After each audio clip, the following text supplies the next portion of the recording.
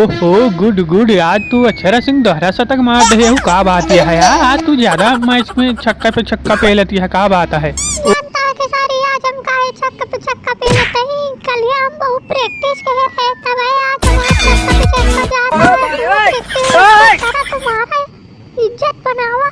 ओ तब आई तो हमें समझे कि गदही से गधा कैसे हो गया, गदही से गदही कैसे हो गया है तू। के सारी यार देखा, तू हर समय हमारी बेइज्जती न करा करे, नहीं फील्ड से तुझको निकाल फेंकूंगी। लोगों से कह दूंगी इसको निकाल के फेंको बदतमीज लड़के को। नहीं यार, ऐसा जिनके हुआ नहीं हमारे का हो वे, हम मचिया कैसे खेला यार। अक्षरा यार ऐसा ना करा, हमारी इज्जत के कचड़ा ना बनावा। हाँ फिर हमारी इज्जत ये ना गड़बड़ की हो नहीं, हम तो कहीं पिलाई दे तो और दिमाग ठंडा हो जाए। अक्षरा मैच के बाद तू गुंडागर्दी करती है का यहाँ पिलाई दे। हाँ मैं गुंडी हूँ, उत्तर प्रदेश की गुंडी हूँ, मैं नंबर 1 गुंडी हूँ। ओ माय गॉड, हम जानत ना रहे अक्षरा कि तू ऐसे काम कर दिया। चलो करो बात ना, हम कुछ ना करे तोरे साथे।